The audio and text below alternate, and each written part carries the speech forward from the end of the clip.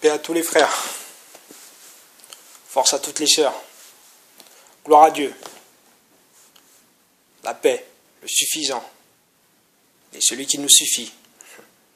Comprendre le passé, c'est comprendre l'avenir. Réfléchir et agir, c'est comprendre le présent. Notre dignité, nos descendants, nos petits-enfants n'ont-ils pas le droit d'être fiers de nous? Honte à tous les frères qui se plaisent à nous combattre lorsque nous empruntons les voies de la liberté, les voies de l'épanouissement. Honte à tous les ennemis de la paix pour la perversion portée dans leur cœur. Un ordre pervers qui n'est pas de Dieu, n'a jamais été d'Allah, ni de Jésus ou de Bouddha, et encore moins de Tata Nzambe. On ne pourrait même pas y accuser totalement Satan d'être derrière tout ça. Ces gens-là furent guidés par la perversion de leur cœur lorsqu'ils eurent choisi de traverser les mers, emporter nos pères, à servir et humilier nos frères. Peu de choses ont changé depuis. Peu de preuves sincères de repentir. Pire encore, lorsqu'on sous-entend que nous sommes la cause de nos propres maux. C'est plutôt comment Dieu nous a façonnés qui serait la cause de leur perversion, et non ce qu'on aurait fait qui résulterait à nos peines. Pour remédier à tout ça, il n'y a que ce qu'on fera par nous-mêmes. Soyez donc attentifs à cet enseignement qui vous avertit et vous protège des manipulations semées pour des différences sommaires, des différences légères, mais assez importantes pour différencier le contenu des cœurs. Ceux qu'ils prennent pour raison, vérité les condamne, mais cela ne s'arrête pas en eux-mêmes. Ils sont obsédés par l'idéologie de vouloir condamner vos vies. Restez alors attentifs. N'oubliez pas que le père de tellement de drames, le père de tous nos génocides, c'est la haine des uns. Ceci n'est pas qu'un simple fait du destin. Et le mal n'est pas qu'une question d'argent.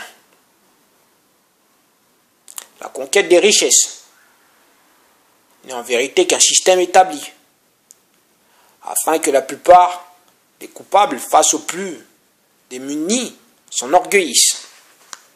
Ne soyez plus les dépourvus, que la machination des coupables s'obstine à vouloir faire de vous, dans un système qui vous rend malheureux,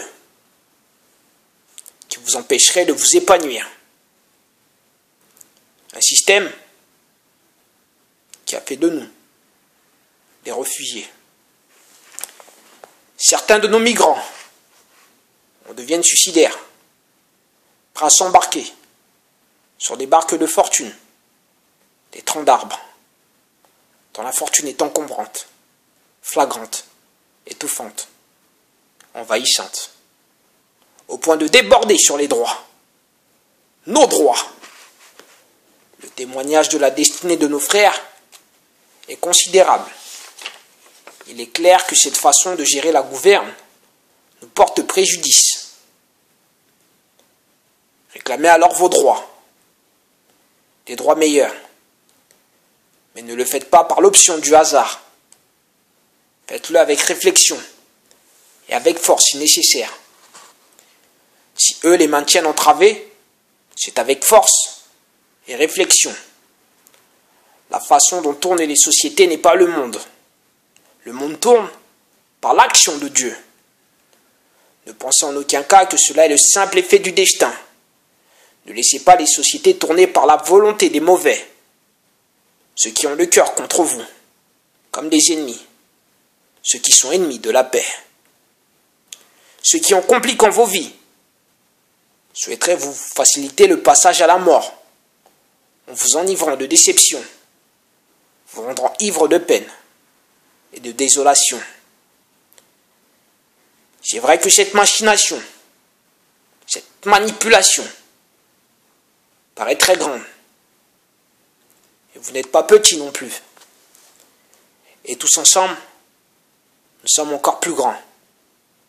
Et par la grâce de Dieu, nous sommes incommensurables. C'est bien lui qui est notre premier témoin. Notre but n'est pas de les couler. C'est eux qui veulent nous maintenir la tête sous l'eau, Notre but n'a jamais été de les coucher. C'est eux qui ne veulent pas que l'on se relève. Ne cherchons pas à les haïr, loin de là. Mais c'est eux qui veulent nous faire vivre dans la haine. Leur cœur est fétide du sang des nôtres, de l'assassinat des justes. Ne faites rien les frères. Et revenez même dans 10 siècles ou dans 1000 ans. Vous verrez que rien n'a changé en meilleur. Tout au contraire. Ça n'ira pas mieux qu'à la sale époque. À en croire qu'ils puisent leur lumière dans nos malheurs. Notre communauté, les frères, n'a pas à servir d'holocauste. Ne soyez pas de ceux qui font que leur plan se déroule à merveille. Ce plan qui nous est ennemi. Restez attentifs. Certaines allégresses, peut-être aléatoires que d'autres parmi nous rencontrent, ne sont faites que pour rendre dociles. Ne faites rien. Puis souvenez-vous des Indiens, eux qui ont été découverts, comme s'ils n'existaient pas, juste pour qu'un rêve soit maintenu. Aujourd'hui, il n'existe quasiment plus, tellement qu'il n'existe pas. Les coupables aussi obéissent à une dictée. Malheureusement, le conseil, ce qui les insuffle, est néfaste pour les générations. Bien souvent celle des nôtres, ceux qui sont en première ligne sur tous les fronts. Ne faites rien. Ok, faites rien. Il se peut qu'on finisse par vous donner une pension alimentaire. Car il est vrai que l'on mange bien chez vous.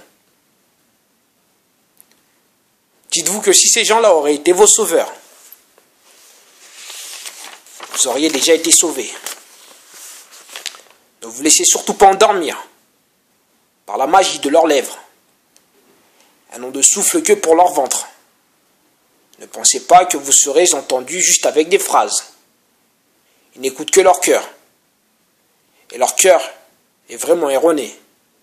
Ils ne savent plus aimer. Ces gens-là n'ont de cesse de mal agir. S'ils récidivent, c'est que vous leur permettez.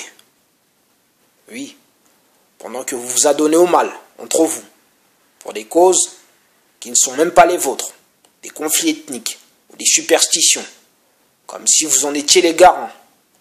Eux s'en amusent bien et en vivent bien. Vous ne faites qu'accomplir un dessein contre vous. Un dessein semé par la confusion. Comme quand la drogue fut affrétée en masse, dans certains quartiers définis, dans le but d'affaiblir. De même que certains virus ont été créés, conçus et pensés pour une extermination massive. Nous ne cherchons pas à nous venger. C'est eux qui ne veulent pas se repentir. On les entend souvent dire que notre jeunesse n'est bonne qu'à voler et à vendre de la drogue. Ces gens-là sont vraiment décidés à ne pas reconnaître leur tort et ne le feront jamais par amour de vos yeux, mais par la force de vos pas. Nous sommes effectivement appelés à aller de l'avant. Or, un stratagème est dressé contre nous. Un stratagème qui incite, qui bouscule la jeunesse, notre jeunesse, à la délinquance, au péril de leur vie, et à la débauche, au péril de son histoire, au péril de notre force, de l'épanouissement, au péril de notre victoire. Voilà donc un rôle réservé, un rôle taillé sur mesure. Des mesures qui ont été prises lorsque nous étions abattus et courbés. Redressons-nous,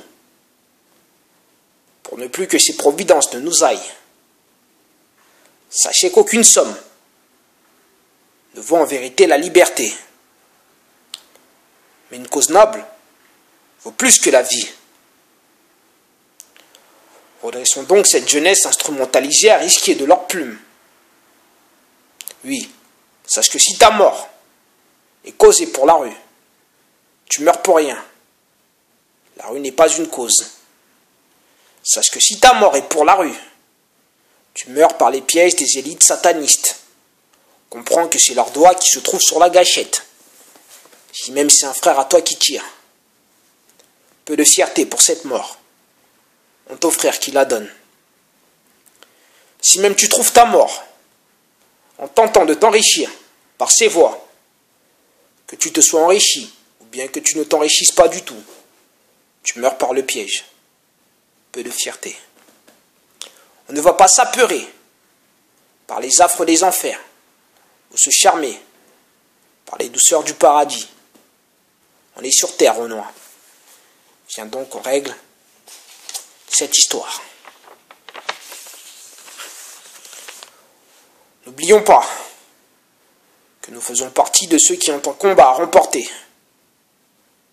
Car malgré nous, nous sommes combattus. Redressez-vous. Vous n'êtes ni des lapins, ni des gazelles, ni des lions. Vous êtes humains. Rien de plus, rien de moins. Leur mal est avec eux et contre vous. Mais notre force est avec nous et en nous. La communauté des nôtres a grandement souffert, mais n'a pas disparu. Et ce n'est pas d'une grâce de leur part. Non, ce n'est pas d'une grâce de leur part, croyez-moi. Ne pensez en aucun cas que Dieu est contre vous. Et ne croyez pas que Dieu vous ait maudit comme vous êtes ou comme vous paraissez. Ce n'était que leur tour de fonder une civilisation, à nous-mêmes de bâtir notre dignité. Commencez donc à être pour vous, pour les nôtres, et aussi commencez à vous baigner entre vous. Sûrement que la victoire sera plus grande, et vous donnera mieux que des reflets, mais le véritable fruit de cette cause. Qu'avez-vous donc à penser que Dieu serait contre vous, alors que vous êtes originaire des terres où la nature est mieux? Qu'avez-vous donc à penser que Dieu vous aurait maudit, alors que ce message vous est parvenu, aussi réel que les jardins de nos pays sont débordants de grâce? Notre pire ennemi, en vérité, n'est qu'une mentalité néfaste, héritière de nos défaites, de la constante précarité, héritière de l'esprit de survivalisme, un esprit qui en vérité nous tue, un esprit qui nous empresse à nous faire du mal entre nous. Arrêtons donc cette vision qui nous stoppe. Être aussi mauvais, pourquoi? Et en particulier avec tes frères. Stop. Est-ce pour être celui qui a le plus de poules? Pour être celui dont on parle qu'il est un guerrier dangereux? C'est ici là une mentalité stupide. Les sœurs, ne regardez plus ce type de frères, mais parlez-leur. Les mères, surveillez nos sœurs. Vérifiez les valeurs que vous leur transmettez, car elles aussi ont une grosse part de responsabilité dans toute cette débauche, ces violences, dans tous ces excès de stupidité. Enseignez-leur la tranquillité. Et c'est évidemment dès le berceau que cet enseignement commence et non à l'adolescence. Mais il n'est jamais trop tard, à part quand le temps n'est plus. Et ce n'est pas qu'une affaire d'argent. Nos sœurs sont autant impliquées que nos frères dans le déclin de la communauté, et peut-être même plus encore, étant donné que ce qui les attrait peut sans aucun doute appeler un frère à s'appliquer, mais aussi à se relâcher totalement. Sois alors le tremplin de ton frère, et non l'embûche sciemment placé sur son trajet. Enseignons-nous à ne pas nous tirer vers le fond, mais à nous pousser vers le haut, nous tendre la main. Sois donc un bien pour ton frère, car le trophée de cette cause est commun. Bien qu'il y en ait qui pensent, qui ne sont pas concernés, ils se disent: ouais, mais moi je suis un renard de France, j'ai mon RSA. Ou encore, moi je suis un black de New York, des States. Et aussi, oh moi j'ai acheté un Stetson, maintenant je suis un mec du Texas, comme dans Dallas. Oui, effectivement. Effectivement, c'est comme dans Dallas. L'univers est vraiment impitoyable. Et toi, t'es comme le pétrole qu'on exploite. Il y en a aussi qui se disent: ouais, mais moi, ma seule cause, c'est ma confession. Je suis musulman. Et d'autres encore: ah non, moi, je suis chrétien. Je suis fils de Jésus, fils de Bouddha, ou de Chaka, je sais pas qui. Et il y en a aussi: oh, je suis le meilleur du hip-hop, j'ai des Grammy Awards, c'est de la bombe, quoi. Ah ouais. Attends un peu. Explique-moi. Tu ne viens même pas de Nazareth. Tu n'as même pas une lampe à huile. Et toutes tes références sont des histoires d'il y a plus de 2000 ans. Mais tu ne te poses jamais de questions. Comment on s'en est arrivé là? Il y a juste un trou dans l'histoire et voilà. C'est comme ça. Tu as juste atterri dans le futur, sans passer. Une église a un gros trou dans l'histoire, recouvert par une croix. C'est un peu bizarre, non? Tu trouves pas? Je pense qu'il serait peut-être temps de porter la croix de tes négros, frangin. Porte la croix de tes négros. Moi-même, je suis croyant. J'ai foi en Allah, en Nzambé. Mais je renie pas qu'il y a eu des bavures. Je l'accepte. Je renie pas la sagesse et ce d'où qu'elles viennent. Comme on dit, le début de l'intelligence, c'est la crainte de Dieu, la foi. Mais pourquoi par la suite devenir bête et aveugle? Il y en a parmi vous qui se détournent de ceux qui les appellent, de ceux qui les élèvent en sagesse. Dites-nous pourquoi vous reniez ceux qui parmi vos aïeux furent des pieux, des saints, pour ensuite vous retrouver dans des guerres saintes entre vous, ou dans je ne sais quelle contrée. Or, si tu es combattu par les autres, ce n'est pas que pour ta religion, ce n'est pas pour ta patrie adoptive, c'est pour ce que tu es, ce que nous sommes. Et que sommes-nous si nous sommes éparpillés, surtout dans diverses directions? Chacun se fait représentant d'un délire et non de la cause. N'est-ce pas ainsi que nous sommes jamais relevés, ainsi que nous sommes affaiblis, que nous sommes diminués? Or, dans le monde, nous ne sommes déjà qu'une minorité. Une minorité qui majoritairement pullule dans les quartiers précaires. Mais jamais la question te vient. C'est pareil dans les quatre coins du globe. Et pour toi, c'est normal. C'est vrai qu'il est bien de gagner sa vie, de gagner un peu d'argent, même beaucoup, ça fait pas de mal. Mais dans cette affaire, il faut gagner de la dignité. Ce n'est pas avec les quelques sommes que chacun amasse de son côté qui va faire que la cause avance. Mais c'est en s'impliquant, même sans un rond, que les choses vont tourner pour de bon. Pourquoi donc la pierre que tu possèdes servirait-elle à lapider ton frère? Ne peux-tu tout simplement pas la poser pour construire? Jésus, le prophète Issa, est venu et a mis sa pierre à l'édifice. Il a contribué en exemple et en sagesse pour son époque, une ouverture d'intelligence. Son enseignement était nouveau. Et pourquoi le tien est-il toujours aussi ancien, alors que même l'oppression a mué? Si tu veux faire comme lui, vas-y, marche sur l'eau.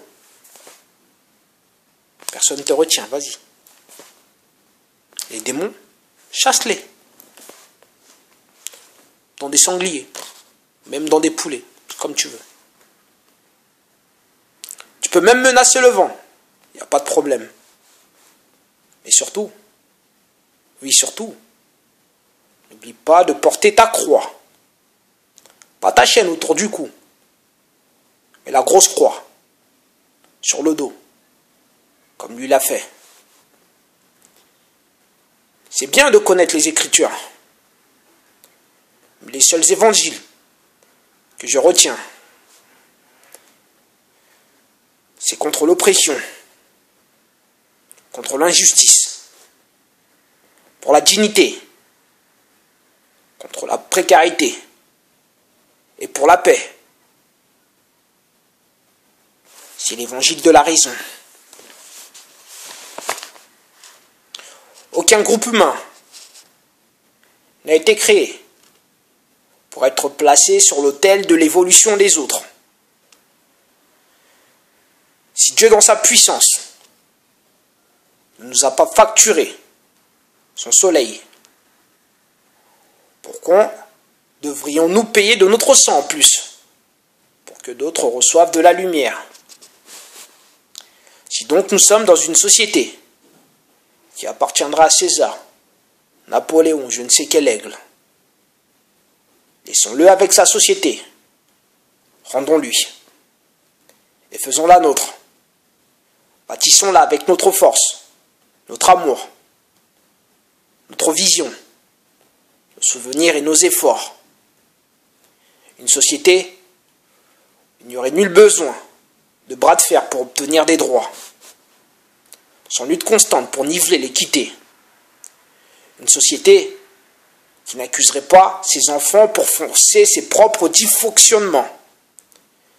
Une qui ne serait pas enrichie de l'oppression. Une qui ne traiterait pas les plus nécessités comme des moins que rien, même comme des membres de l'élite. Une société élite en elle-même. Celle-ci doit être fondée par nous-mêmes. Mais d'abord, préparons le chantier. Ne laissons plus toutes ces crapules polluer nos espoirs, polluer nos efforts, salir nos vies. Les suppôts de nos afflictions ne veulent se repentir. Ces gens-là sont plus que mauvais. Nous devons d'être beaucoup plus forts. Et il le faut, d'une seule fois et d'un seul souffle. Soyons donc plus forts. Oui, plus forts que toutes les balles que peuvent contenir une coalition de chargeurs. Que notre énergie, Seigneur, ne soit vitale comme les rayons d'un puissant soleil, aussi notre expansion globant, tels les tentacules des nuées. Soyons plus sages que toute neurone, que toute ruse, afin que tout adversaire qui voudrait frapper devienne faible comme une main sans pouce. Pour que soit fini le temps des martyrs, et que se lève le jour des conquérants, le jour des hommes forts. Le point fermé s'est éclos, tel un astre distribuant ses rayons sur les continents, car il est destin de tous. Suivons les recommandations. Dieu est grand, et sa paix est puissante. C'est bien lui qui est la paix. Vous qui êtes croyants, comment pouvez-vous avoir le cœur ballonné sur cette annonce?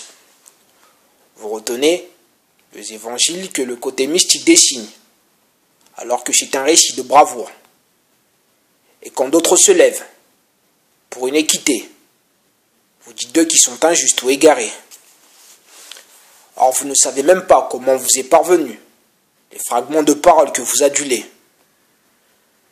Ne pensez pas que la paix vient avec le temps comme changent les saisons, mais elle s'impose.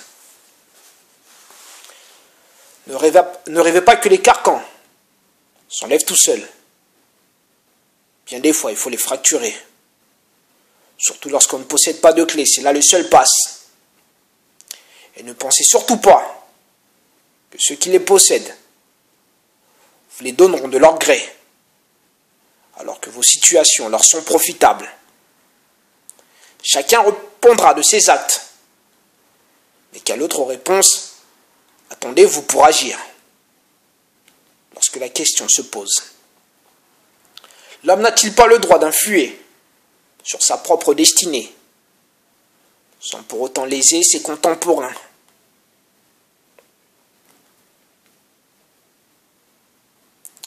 Ceci n'est pas un appel à l'anarchie, mais un appel au bon sens, à l'ordre. Un appel pour briser tout ce désordre qui nous enveloppe, tout ce désordre qui nous porte préjudice. Notre sang n'a pas apporté profit à l'allégresse des immoraux dépendants de l'usure. Nos destinées n'ont pas à être négociées à vil prix, et pour aucun prix d'ailleurs. Ceci n'est pas une affaire de jardin d'Éden, mais une affaire pour recevoir les flammes des enfers. Le problème est sur terre, qu'il se règle ici et maintenant. Si Dieu le veut, le tout pour cette génération.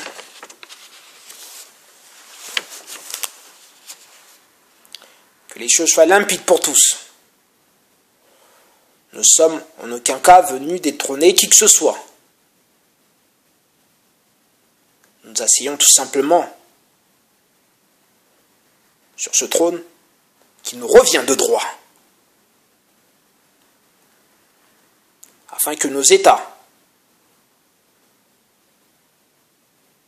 nos terres étendues, puissent s'épanouir. Aussi pour contrôler tout ce flux de désarroi qui surplombe nos sociétés. Nous ne sommes nullement venus chasser les prétendants, mais les habitudes mauvaises. Seules les lois nous importent. En vérité, le trône est roi en lui-même, autant que la paix et tranquillité en elle-même. La tranquillité est un luxe. Libérer notre luxe, c'est notre droit. Aucune force amie ne peut se permettre de le négliger, ne peut se permettre de le bafouer. Ce luxe est une équité, une dignité. Aucune force bonne et juste n'a comme rôle de se donner le droit de l'enlever. Ce luxe est un respect, qui est donc devenu l'effort de nos aïeux. Par nos yeux, avons fini par constater que notre envol ne fut qu'un simulacre, une façon plus courtoise de nous entraver. Depuis des temps vieillis, il faut dire que jusqu'à aujourd'hui, cette jeunesse qui voit le jour, personne ne s'est réellement décidé à nous remettre notre tranquillité. Il faut alors l'imposer. Nous vous motivons, car nous sommes motivés. Que s'arrêtent les chants de la confusion. Si le feu n'est plus dans la maison, dites-moi pourquoi saute-t-on encore par les fenêtres? Sommes-nous donc des fous? Ou bien des cancres qui ne savent pas où se trouve l'escalier et les portes, obligés de descendre? On ne peut pas monter.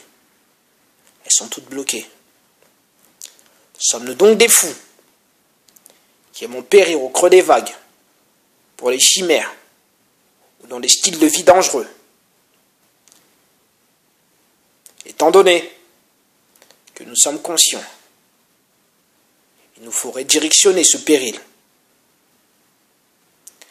Sachez que ceux qui luttent pour la paix et la justice partent la tête haute, partent avec dignité.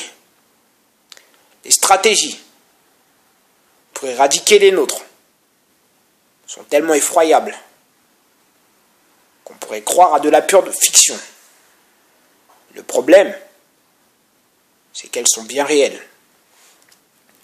Les virus épidémiques, les prisons abusives, les poisons, la pauvreté, la drogue, les génocides organisés, j'en passe. Comment donc expliquer que des villageois se retrouvent avec des armes de guerre, le dernier cri, avec des munitions plus qu'il en faut, alors qu'ils n'ont même pas de quoi se payer une boîte de sardines? Faut arrêter. Qui ne jettent pas leurs armes, non, mais plutôt qu'ils changent la direction de leurs canons. Peut-être le monde comprendra que ceux qui vivent dans les lieux meilleurs et se contentent de leur classe sociale, qu'ils fassent au moins savoir qu'on n'est pas là pour dégrader, mais que les commanditaires et les complices de tous ces drames, de tous ces méchants, de tout cela, ne continuent pas à nous dégrader, qu'ils cessent leurs actions et leurs complots néfastes et dévastateurs.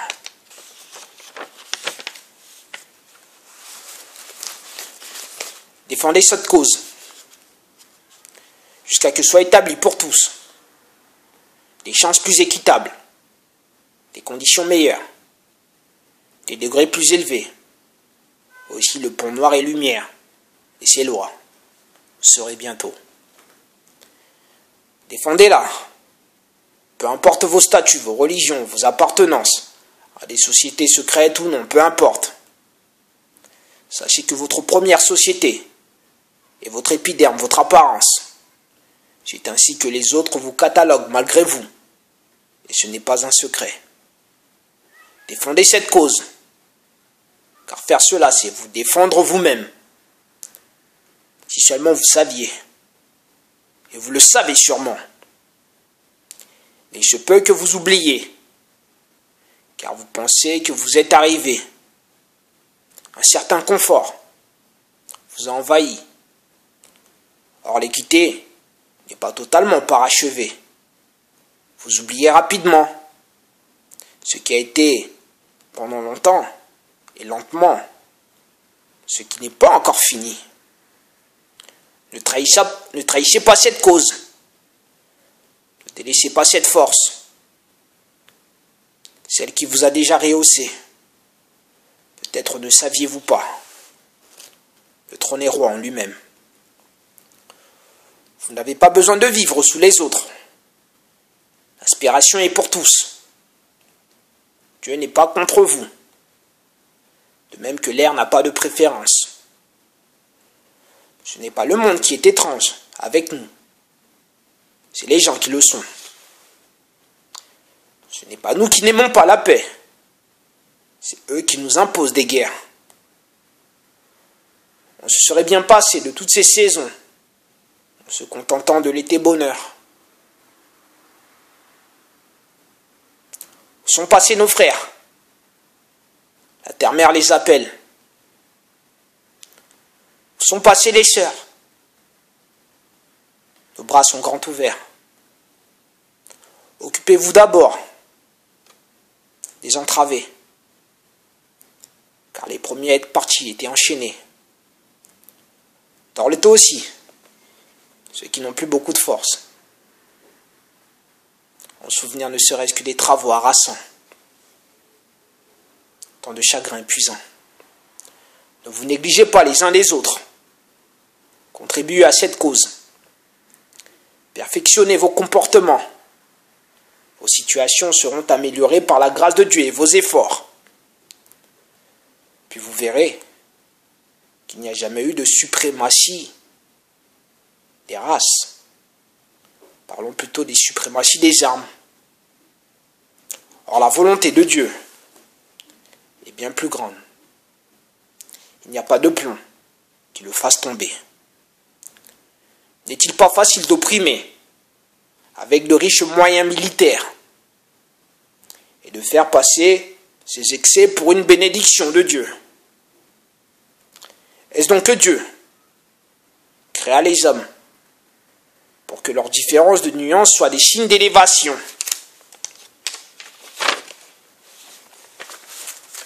N'est-ce pas que si l'homme meurt et que personne ne le touche, il restera sur place? Sa représentation sera alors comme toute chair sans vie. Pourquoi alors un vivant se dirait plus élevé? N'est-ce pas que la tombe tue la légende? Ils veulent vous bercer de récits, parfois vrais, mais souvent fausses. Cela ont réécrit, réinterprété, supprimé à leur profit, bien des fois pour cacher leur mal par une pureté, pour cacher la pourriture de leur cœur.